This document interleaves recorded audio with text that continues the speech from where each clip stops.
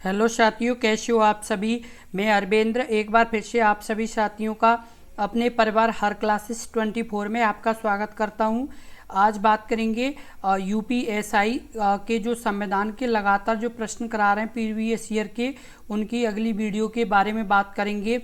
आप लगातार इन सभी वीडियो को देखते रहें क्योंकि ये बहुत ही महत्वपूर्ण प्रश्नों की वीडियो है। और यदि आपने पिछली वीडियो नहीं देखी है तो इस वीडियो के डिस्क्रिप्शन में प्लेलिस्ट का लिंक दिया गया है, तो आप पिछली वीडियो को भी देख सकते हैं क्योंकि ये बहुत ही महत्वपूर्ण प्रश्न है। इसी तरह के प्रश्न आपके यूपीएसआई के एग्जाम में पूछे जाएंगे, इसलिए इन प्रश्नों को ध्यानपूर्वक से देखें और इस वीडियो को एंड तक देखें।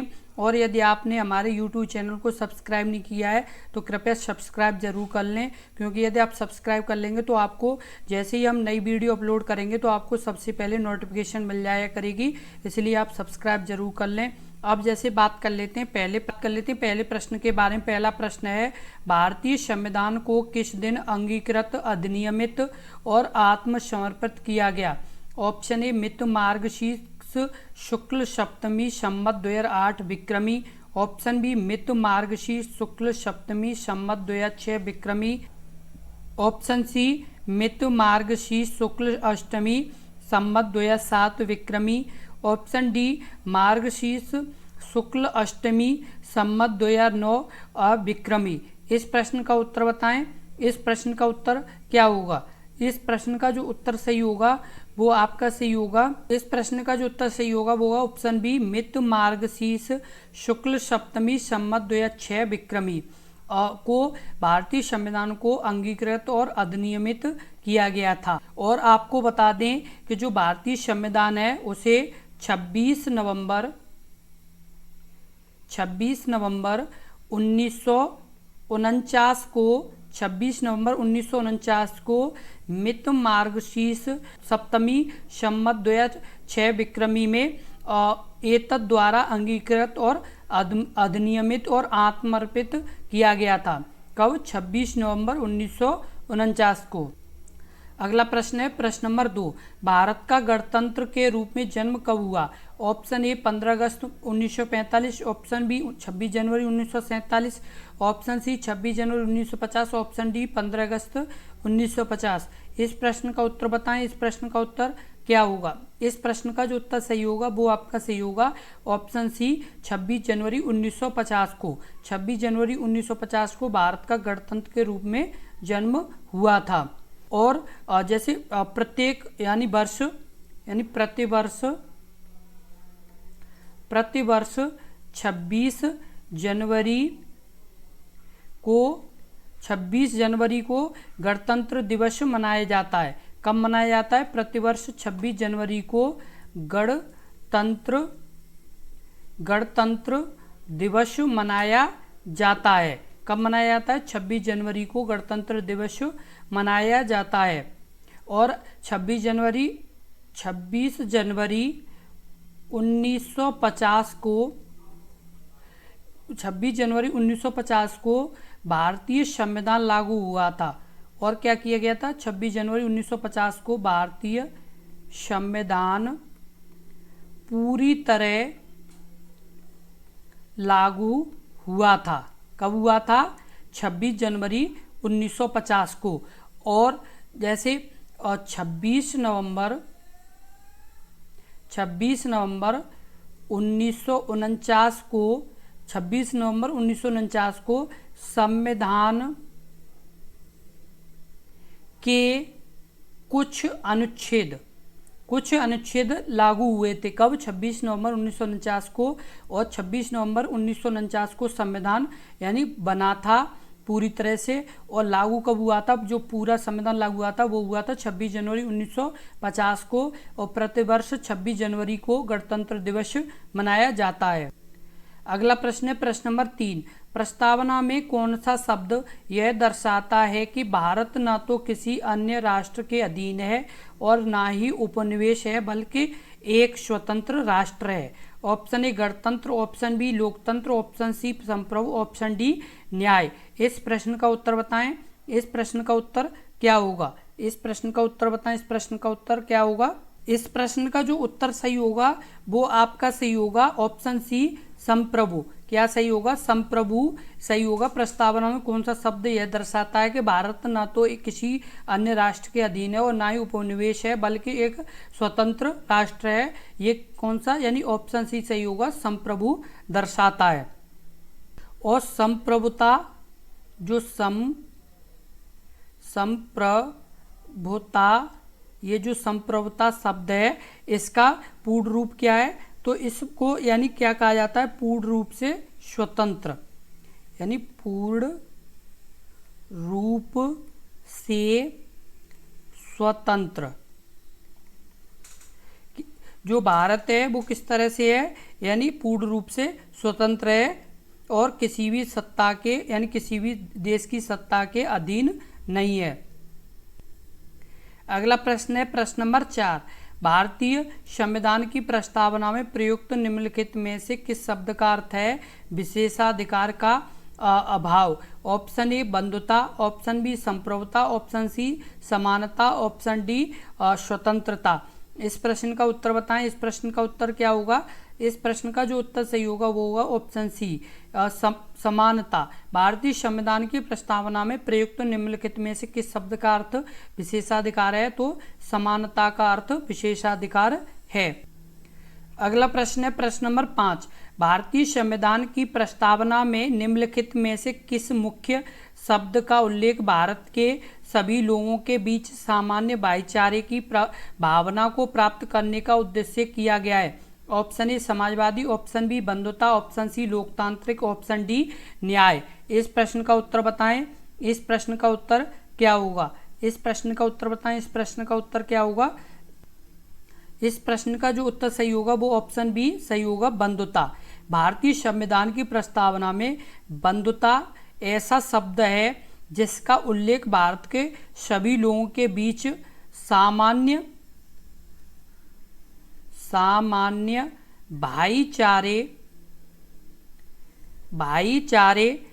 की भावना को प्राप्त करने के उद्देश्य से किया गया है। यानी जो बंधुता है इसका मतलब क्या है? सामान्य भाईचारा। यानी जो देश में, यानी भारत देश में बंधुता का क्या मतलब है? यानी सामान्य भाईचारा। अगला प्रश्न है प्रश्न नंबर 6। भारतीय संविधान की उद्देशिका में बंधुता शब्द का तात्पर्य किससे है? ऑप्शन ए एकता, ऑप्शन बी भाईचारे से, ऑप्शन सी अखंडता से, ऑप्शन डी उपर्युक्त में से कोई नहीं। इस प्रश्न का उत्तर बताएं। इस प्रश्न का उत्तर क्या होगा? इस प्रश्न का जो उत्तर सही होगा, इस प्रश्न का जो उत्तर सही होगा वो होगा ऑप्शन बी भाईचारे से। भारतीय संविधान की उद्देशिका में बंधुता शब्द का तात्पर्य क्या है? भाईचारे से संबंध है। जो बंधुता शब्द है, क्या बंधुता शब्द है उसका अर्थ है भाईचारा। यानी देश में क्या हो, पूरी तरह से यानी एक भाईचारा हो, एक मतलब क्या हो, व्यवहार हो, जिससे क्या है कि मतलब सभी जैसे लोग वगैरह आपस में अच्छे से रह पाएँ। यानी बंधुता का क्या मतलब है? एक भाईचारा। मतलब भाईचारा का मतलब ये है कि प्रत्येक व्यक्ति अपने सामने वाले व्यक्ति का भी एक मतलब आदर करे और एक मतलब दोनों जैसे मिलके अच्छे से रहें। इसका यानी बंधुता का ये मतलब है। अगला प्रश्न है प्रश्न नंबर 7। भारतीय संविधान की उद्देशिका में अब तक कितनी बार संशोधन किया गया है? ऑप्शन ए 3 बार, ऑप्शन बी 1 बार, ऑप्शन सी 5 बार, ऑप्शन डी 8 बार। इस प्रश्न का उत्तर बताएं। इस प्रश्न का उत्तर क्या होगा? ये मोस्ट इम्पोर्टेंट प्रश्न है। किस तरह का? ये मोस्ट इम्पोर्टेंट प्रश्न है कि भारतीय संविधान की उद्देशिका में अब तक कितनी बार संशोधन किया गया। ये मोस्ट इम्पोर्टेंट प्रश्न है। इस प्रश्न का उत्तर बताएं। इस प्रश्न का उत्तर क्या होगा? इस प्रश्न का जो उत्तर होगा वो होगा ऑप्शन बी 1 बार। भारतीय संविधान की उद्देशिका में अब तक कितनी बार संशोधन किया गया है? तो 1 बार संशोधन किया गया है। और ये कब किया गया था? तो ये भारतीय जो संविधान है उसकी प्रस्तावना में क्या क्या जोड़े गए थे? समाजवादी, उसके बाद पंथ निरपेक्ष, उसके अलावा आपकी अखंडता, क्या अखंडता, ये तीन शब्द जोड़े गए थे किसमें? समाजवादी, पंथनिरपेक्ष और अखंडता। ये तीनों शब्द प्रस्तावना में जोड़े गए थे और किसके द्वारा? 42वें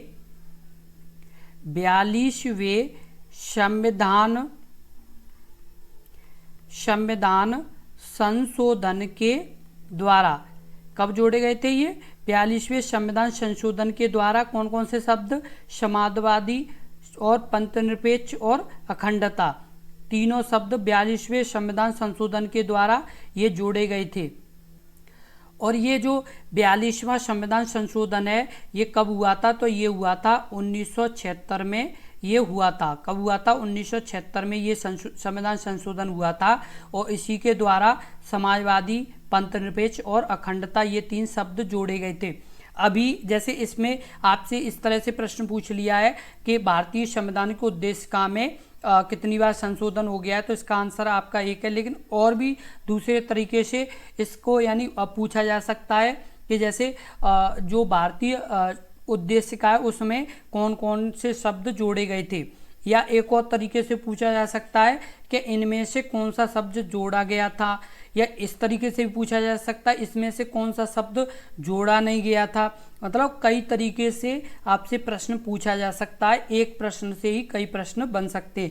और आपसे फिर पूछा जा सकता है कि भारतीय संविधान में जैसे उद्देशिका में जो संशोधन हुआ था वो कौन सा यानी संविधान संशोधन था, या ये पूछा जा सकता है कब हुआ था। तो ये सभी चीज़ मतलब आपसे पूछी जा सकती है, तो आपको ये अच्छे से ध्यान रखना है।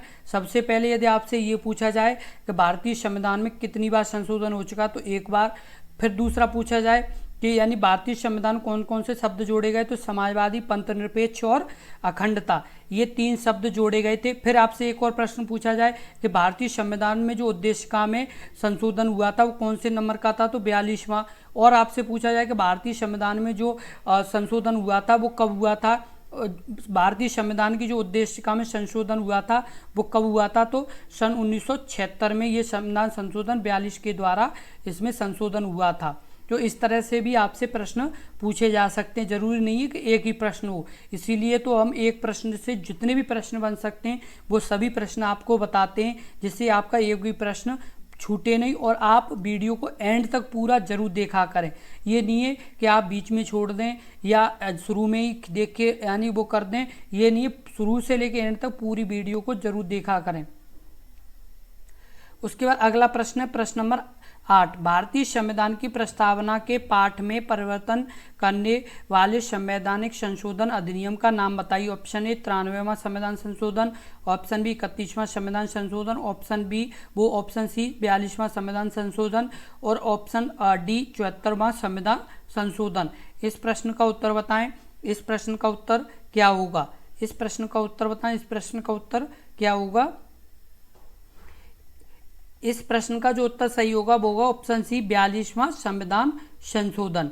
भारतीय संविधान की प्रस्तावना के पाठ में जो परिवर्तन करने वाले संवैधानिक संशोधन अधिनियम का क्या नाम था, तो 42वें संविधान संशोधन के द्वारा ही भारतीय प्रस्तावना में कुछ शब्द जोड़े गए थे, जिसमें समाजवादी, पंथ निरपेक्ष और अखंडता ये तीन शब्द जोड़े गए थे। और ये कब जोड़े गए थे? 1976 में जोड़े गए थे 42वें संविधान संशोधन के द्वारा। अगला प्रश्न है प्रश्न नंबर 9। किस वर्ष में शब्द समाजवाद, धर्मनिरपेक्षता, एकता और अखंडता संविधान की प्रस्तावना में शामिल किए गए थे? Option A 1966, option B 1976, option C 1952, option D 1950। इस प्रश्न का उत्तर बताएं। इस प्रश्न का उत्तर क्या होगा? इस प्रश्न का उत्तर बताएं। इस प्रश्न का उत्तर क्या होगा? इस प्रश्न का जो उत्तर सही होगा वो आपका सही होगा ऑप्शन बी 1976 में। कब जोड़े गए थे? 1976 में जोड़े गए थे। कौन कौन से शब्द आपके? समाजवाद, धर्मनिरपेक्षता, एकता और अखंडता। जैसे आपसे पूछा जाए कौन कौन से शब्द? समाजवादी और आपके पंथनिरपेक्ष या धर्मनिरपेक्ष, एक ही बात है इसकी। उसके अलावा आपका अखंडता, ये तीन शब्द जोड़े गए थे। और ये कब जोड़े गए थे? 1976 में। और संविधान संशोधन था 42वां संविधान संशोधन।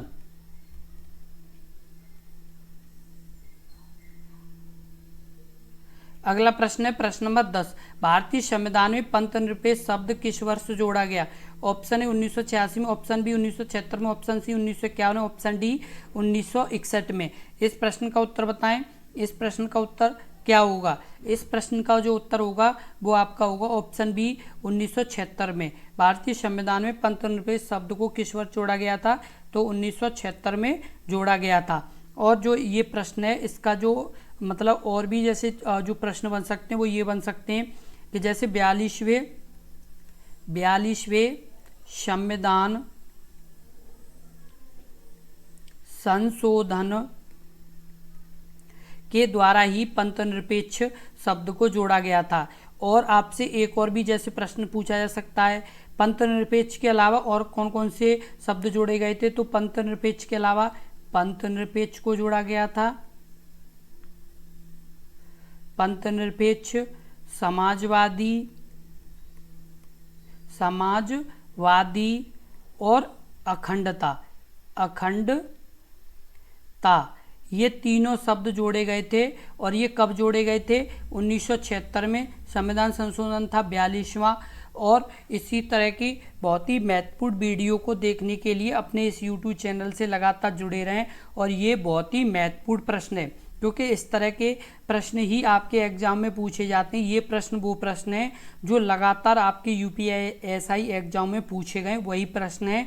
और ये इतने इम्पोर्टेंट प्रश्न है कि इसमें से ज़्यादा प्रश्न आने की संभावना रहेगी आपके एग्जाम में। जितने भी हम UPSI के संविधान से संबंधित प्रश्न आपको लगातार करा रहे हैं, जितने भी वीडियो बना रहे हैं, वो वही प्रश्न है जो ज़्यादा से ज़्यादा आपके एग्जाम में पूछे जाएंगे। और आपको बता दें कि अभी आपको यदि विश्वास नहीं हो रहा है तो जब भी आपका एग्ज़ाम होगा ना तो अब आपको पता चलेगा कि आपको यानी सर ने ये बात हमें बताई थी कि हाँ मतलब जो जैसे आपको यानी तब पता चलेगा कि हमारे सर ने जब हमें एक दिन वीडियो में बताया था कि ये सभी प्रश्न यानी बहुत ही महत्वपूर्ण प्रश्न है और तब हमने ध्यान नहीं दिया था। यह ध्यान दे लेते तो आज सभी प्रश्नों को आराम से कर पाते। इसलिए अभी आपको समझा रहे हैं कि आप इन प्रश्नों को अच्छे से देखें। और यदि आपने पिछली वीडियो नहीं देखी है तो इस वीडियो के डिस्क्रिप्शन में हमने लिंक दे दिया है प्लेलिस्ट का, तो आप सभी वीडियो को देखें क्योंकि ये इस तरह के प्रश्न हैं जो आपके यानी पूछे जाएंगे ही। ये नहीं है कि नहीं पूछे जाएंगे, इनमें से ही आपके ज़्यादा से ज़्यादा प्रश्न बनने की संभावना रहेगी क्योंकि इसी तरह के ही प्रश्न ज़्यादातर UPSI एग्जाम में पिछली बार भी पूछे गए और अभी भी आने की पूरी संभावना रहेगी। इसलिए आप अच्छे से मेहनत करिए और अपने इस YouTube चैनल से जुड़े रहिए क्योंकि यदि आप जुड़े रहेंगे तो आपको नई नई चीज़ें मिलती रहेंगी। यदि नहीं जुड़े रहेंगे तो आपका स्कोर भी खराब होगा और आपका सिलेक्शन भी नहीं हो पाएगा क्योंकि आपको पढ़ना तो पड़ेगा। यदि आप पढ़ोगे तभी आपका सिलेक्शन होगा और यदि आप अच्छे से पढ़ाई नहीं करोगे तो आपका सिलेक्शन भी नहीं हो पाएगा क्योंकि आजकल कंपटीशन बहुत ज़्यादा है। क्योंकि आपकी वैकेंसी ओनली 4543 और जबकि पिछली बार 9500 से प्लस वैकेंसी आई थी और इस बार तो केवल 4543 ही वैकेंसी हैं। जबकि पिछली बार भी काफ़ी अच्छा यानी मेरिट गई थी, आपकी कट ऑफ गई थी, तो इस बार तो और ज़्यादा ही रहेगी। इसलिए ज़्यादा से ज़्यादा मेहनत करिए और हम भी करेंगे और आप भी करिए। और हम तो यही सोच रहे हैं कि हमारे YouTube चैनल से जितने भी यानी अभ्यर्थियों का भला हो सके उतना ही हमारे लिए खुशी की बात है क्योंकि यदि हमारे जैसे YouTube चैनल से किसी अभ्यर्थी का सिलेक्शन होगा तो उसके परिवार को बहुत ही खुशी मिलेगी और उनके परिवार में काफ़ी यानी खुशियों का माहौल बनेगा और वो अच्छी लाइफ जी पाएंगे। इससे बड़ी और क्या हमारे लिए खुशी की बात हो सकती है। इसलिए हम लगातार प्रयास कर रहे हैं और हम तो यही वादा रोजाना कर रहे हैं कि हम तो आपके साथ 24/7 आवर हैं।